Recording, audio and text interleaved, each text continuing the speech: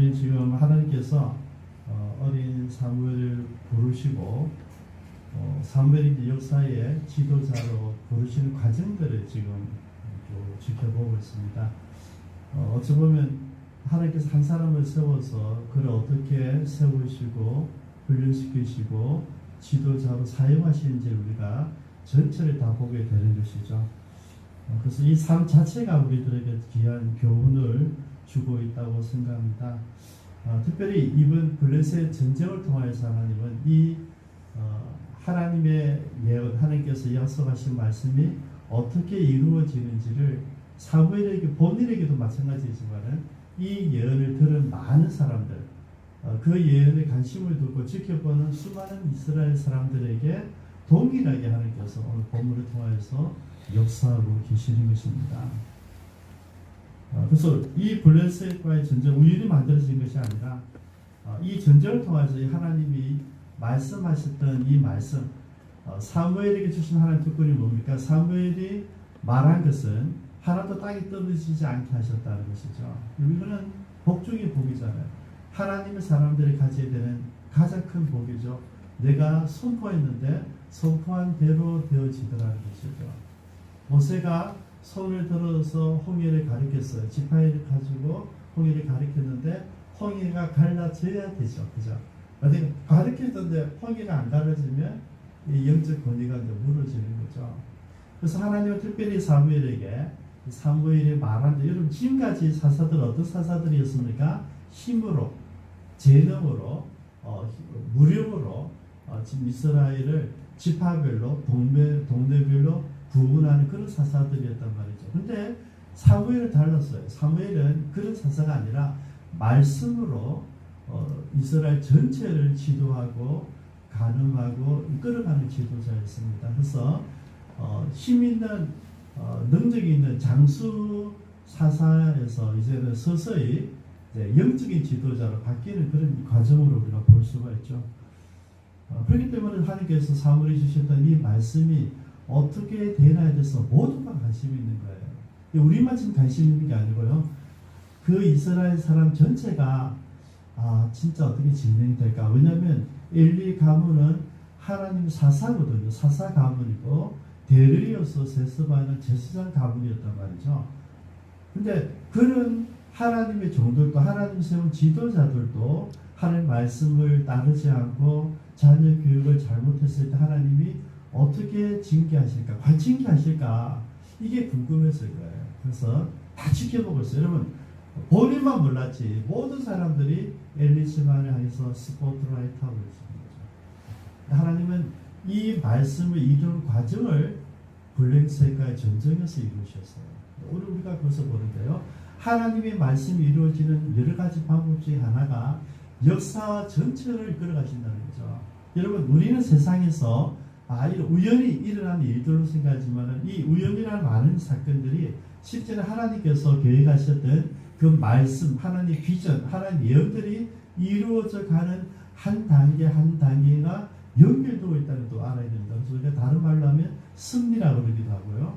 하나님의 이끄심이라고 생각할 수 있는데 그런 것도 우리가 전체적으로 깨뜨려 볼 수 있는 눈도 가져야 된다고 생각합니다. 그래서 이 블레셋과의 전쟁은 단순한 그냥 전쟁이 아니라는 거죠. 이 사건을 통해 이 전쟁을 통하여서 사무엘이 전했던 하나님의 말씀이 과연 이루어지는가? 그리고 이 전쟁을 통하여서 비로소 사무엘이라고 이제 우리가 다음 시간에 보게 되거든요. 이 사건을 이 전쟁을 수습하는 사람이 나타나 그 사람이 사무엘이거든요. 사무엘을 역사 전면에 드러내셔서 이스라엘의 진정한 지도자 세우는 그 과정을 하나님께서 이 블레셋과의 전쟁을 통해서 계획하여 주시고 보여주시고 있다는 것이죠. 사실 여러분 이 전쟁을 통해서 이스라엘이 경험한 건 뭐냐면 자기들이 얼마나 하나님을 잘못 믿는가를 보여주는 전쟁이었어요. 전쟁에 나가는데 여러분 전쟁은 어떻게 합니까? 상대방과 나를 서로 살펴봐야 됩니다. 전력을 보고 내가 함부로 말하는 것이 아니라 내가 상대방과 전력을 좀 비교해 봤을 때 이거는 할 수 있겠다. 그럴 때 전쟁을 하는 거예요. 근데 지금 이스라엘 백성은 블레셋까지 진정을 했는데 그냥 하루아침에 4,000명이 그죠? 다 죽어버렸어요. 그러니까 실제적으로 지도자도 없고 싸울 만한 사람도 없고 전쟁에도 능력도 안 돼요. 그런데 전쟁이 붙은 거예요. 여러분 우리가 하나님을 믿고 나가는 게 아니고요. 하나님께서 말씀하셨으면 그 말씀이 이루어지기를 위해서 내가 실력을 다져야 됩니다. 내가 능력을 준비해야 되고요. 그리고 디모데전서 보면 이제 그 바울이 이런 이야기를 해요.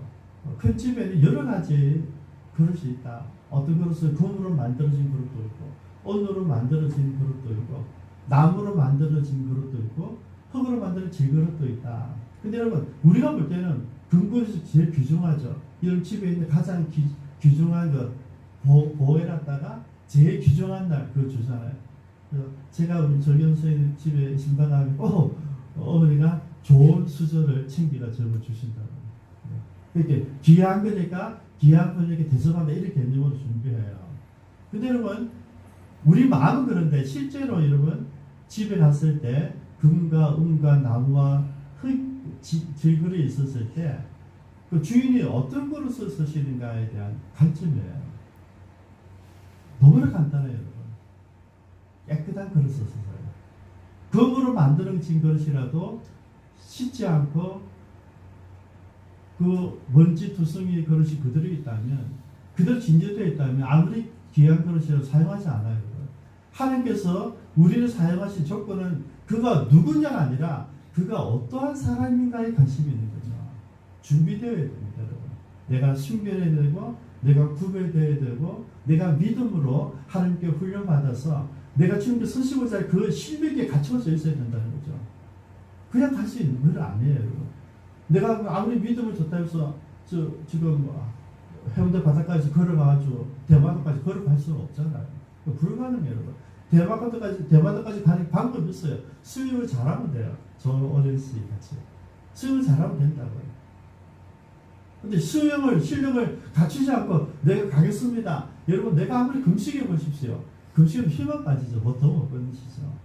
그 하나님께서 나에게 빚어 주시고, 하나님께서 나에게 대마도를 가라 했다. 대마도 가서 복음 전하라 했다. 그러면요, 내가 수영하는 게 아니라 알바해서 돈을 모아서 비행기 타고 가면 되는 거죠. 하나님께서 우리에게 준비한 그 실력을 갖추고 있어야 되는데, 이스라엘은 실력이 없었어요. 근데 전쟁은 시작되었어요.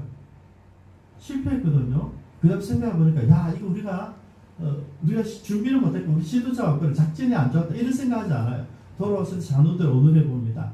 야, 왜 이랬어? 우리가 어떻게 질 수가 있지? 그러니까 어떤 사람이 제안하는 거죠.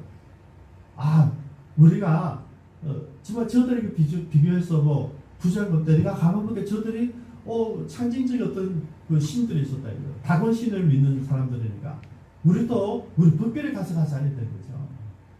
법궤는 하나님 임재를 상징하는데 어떤 것입니까? 지금 350년 전에 40년 동안 이스라엘 백성들을 하나님이 인도하셨던, 그들이 광야 40년 동안 하나님께서 말씀하신 데 순종만 했던, 자기들이 생로병사 해결하지 않고 하나님께서 해결해 주신 그대로 믿음으로 따랐던 그 과정들을 간증하는 게 법궤예요.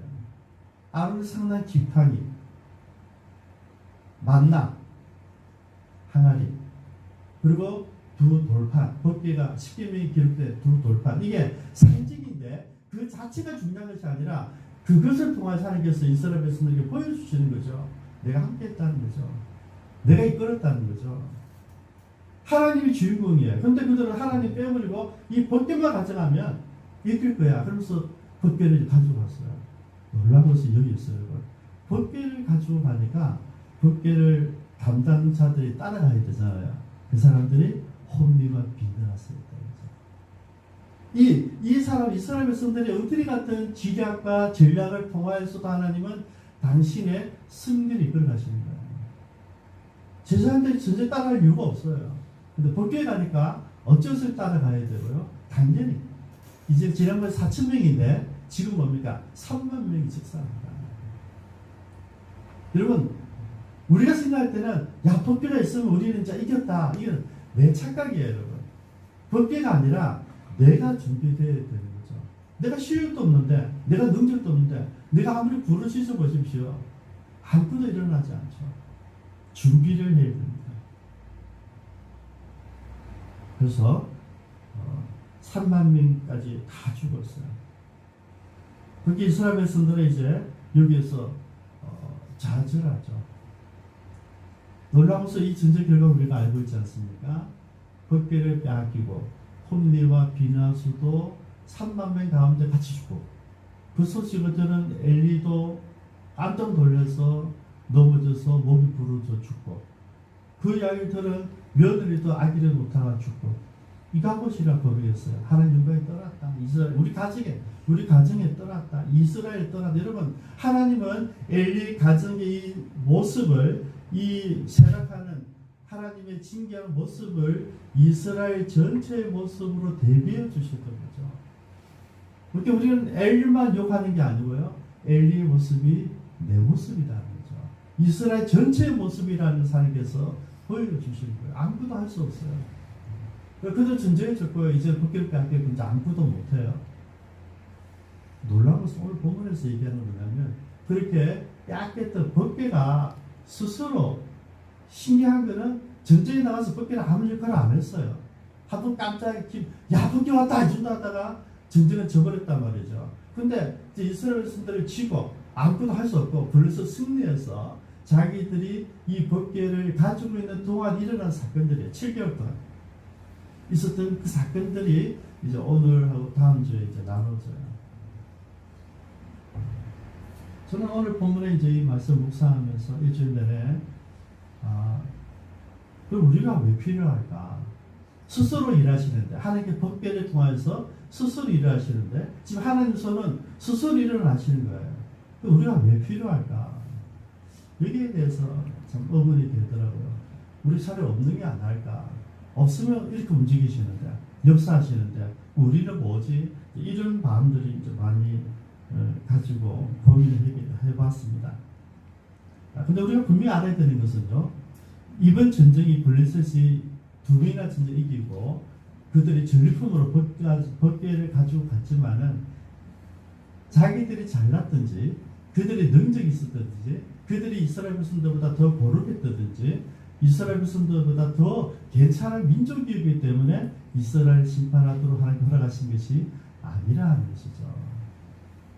그다음 블레셋은 지금 엘리 가문을 심판하는, 이스라엘 전체에 거짓된 법궤를 신으로 믿고 있는 우상을 만들려고 하는 그 마음을 하나님께 심판하는 뭡니까? 도구였다는 것이죠. 도구는 주인공이 아닙니다. 도구는 언제나 쓰임받고, 그 쓰임받기 때문에 감사해야 되고, 한 번 쓰임받으면 그 다음에는 용도 폐기가 되는 거예요. 그럼 다음에는 없는 거예요. 그래서 없을 수도 있거든요. 그러면 겸손해야 돼. 근데 블레셋 오늘 보면 어떻습니까? 착각을 해요. 오늘 첫 번째 우리가 나눌 주제는 그거예요. 블레셋이 착각하고 있다는 거죠.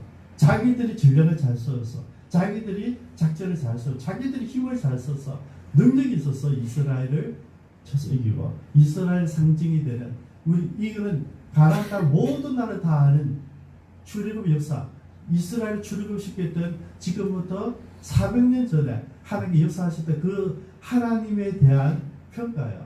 별거 아니구나 거죠.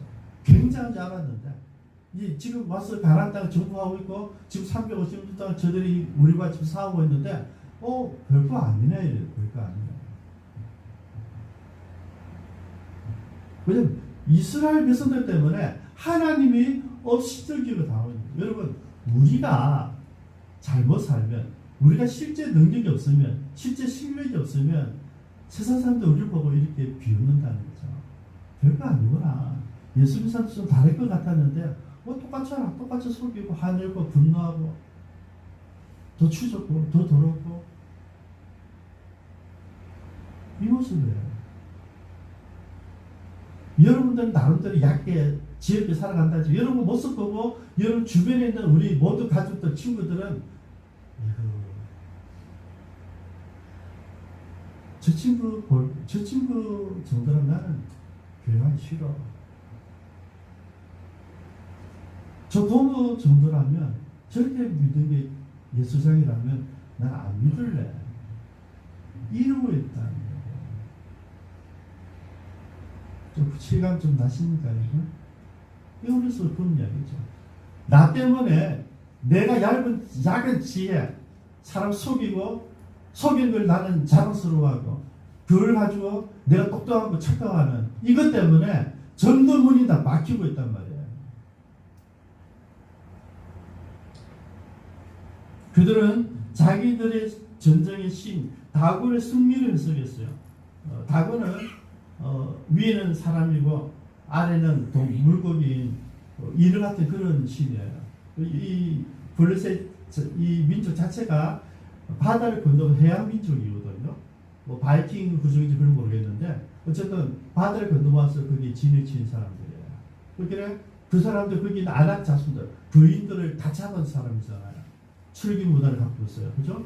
다 미래의 문화를 가지고 와서 지금 이 자리에 튼 사람들, 이 사람이 여러분 제일 이스라엘 백성들을 오랫동안 괴롭힌 민족이죠. 지금은 예를 들면 안 되죠. 오해하니까. 지금도 그런 민족이 옆에 있죠. 근데 여러분, 이들이 와서 이스라엘 괴롭히면서 그들이 느낀 게 뭐냐면 소문은 대단했다 이거죠.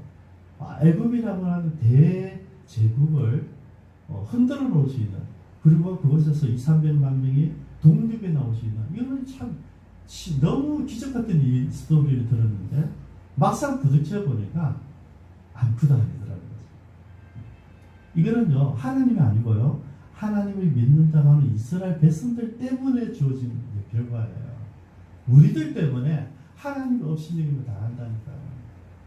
저와 여러분들은 정말 거룩과 순결과 정직과 하나님의 성실함으로 가지 않으면요 우리 날마다 우리들 때문에 이 블레셋이 비웃게 된다는 거죠. 제가 여러분들에게 늘 말씀드리잖아요. 소가지 고치자. 왜냐하면 이것 때문에 여러분들 똑똑한 머리 돌리지 마십시오. 여러분들이 똑똑할수록 하나님은 업신여김을 다 한다고. 여러분 때문에.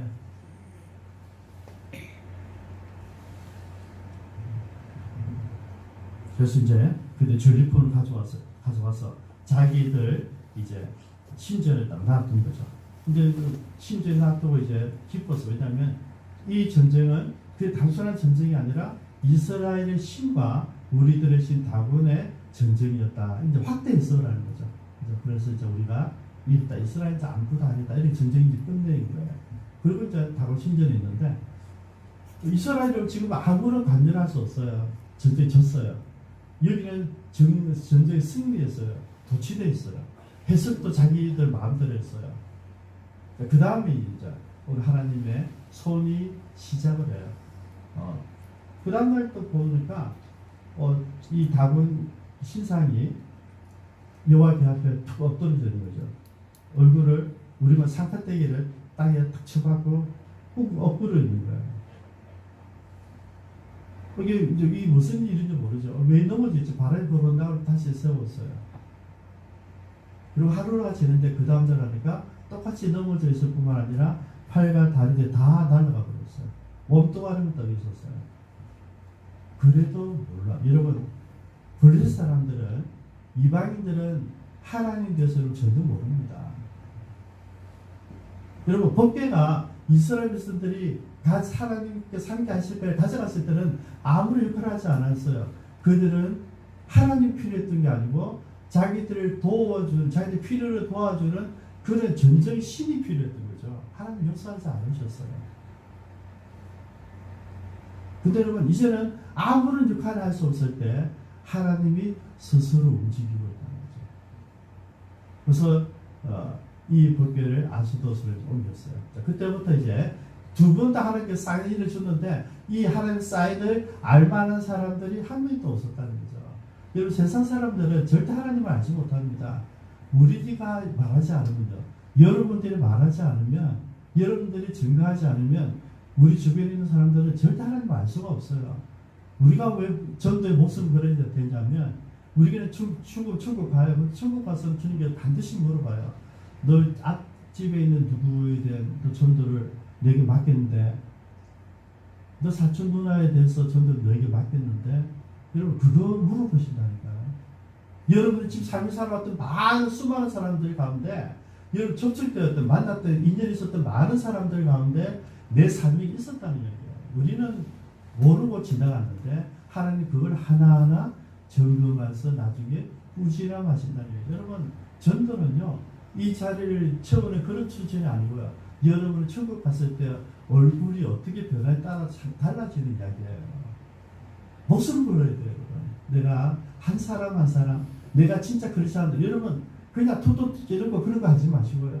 내 삶을 통하여서 그가 진짜 저 사람이라면 내가 같이 예수 믿고 싶어. 내 교회 가주고 싶어. 여러분 그런 삶이 아니면 전도하면 안 되고요. 그런 삶이 되었을 때 우리는 전도해야 돼요. 그러니까 그 삶이 되기 위해서 우리가 수고하고 애써야 돼요. 나를 돌아보고 나를 증복하고. 여러분 내가 마음대로 말하고 하고 싶은 대로 하고 어떻게 전도합니까? 그 사람 전도하면 안 돼요. 여러분.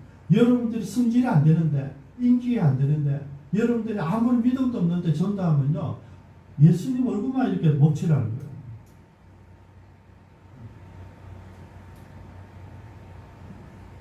신상을 엎드려버렸어요. 신상을 분해시켜버렸어요. 그 다음 세 번째가 뭡니까? 피부병을, 그죠? 독한 종기를, 독종. 옛날 성경 독종, 독한 종기. 그래서 피부병이에요. 여러분 잘 아는 흑사병, 패스트도 될 수 있는데, 여러분 6장 4절을 보면 이제 이 일을 어떻게 수습하지 할 때 그들이 속건제를 드리고 그리고 자기들이 이 블레셋을 5도시로 구성되어 있거든요. 그래서 금지 5개, 독종 5개를 만들어서 금으로 만들어서 제물로 바쳐요. 그걸 추론해 볼 때에 이 피부병은 이들이 쥐가 옮긴다고 생각했던 그 병이다. 그러면 이제 상상해 볼 수 있잖아요. 쥐가 옮기는 뭐 피부염이나 피부염증이나 독종이나 병까지 우리가 생각해 볼 수가 있는 거죠. 여러분 아시죠? 그리스도는 유럽의 역사상 몇 차례나 그 인구의 3분의 1을 다 죽여버렸죠. 무서운 거잖아요. 옛날에는 쥐들이 창궐했기 때문이죠. 그럼 이 독종은요, 지금 처음 나오는 게 아니고요. 출애굽했을 때 하나님께서 6번째인가 우리가 심판할 때 사용하셨던 거예요. 그냥 지금 처음 경험하는 게 아니고요. 독종을 쳤어요. 그러니까 이들은 난리가 났어요. 아소도스 이게 안 되겠다. 가드로 가져가자. 가드로 가니까 하나님이 더 큰 재앙으로 심판하셨어요. 그래서 또 에글론으로 옮겼어요. 그러니까 에글론 사람들이 야 우리가 다 죽이려 하는 자 오지마 이러면서 울부짖는 상황이 막 일어나게 돼요. 여러분 하나님 손이 움직이니까 지금 자기들이 전쟁에서 이긴 자기들이 지금 난리가 나는 거죠. 저는 오늘 이 독종에 대해서 묵상하면서 이 독종이 이미 한 번 있었는데 그러니까 출애굽할 때 바로가 안 돼! 나를 못 보내줘 하고 있을 때 하나님께서 모세를 통하여서 징계하셨던 그 10재앙 중에 한 가지거든요. 독종이 창궐했어요. 너도 빨리빨리 달아냈던 그 독종이거든요. 그게 이게 매치가 되더라고요. 똑같아요. 출애굽할 때 이스라엘 백성들이 전략이 있다든지 전쟁이 능했다든지 뭐 굉장한 어떤 캐릭터가 전혀 없었습니다. 그죠? 이스라엘에서 아무것도 하지 않았어요. 홍해 앞에까지 왔는데 홍해 앞에 바다가 있는데 뒤에는 애국 군대가 오는 거죠. 그죠? 어쩌노.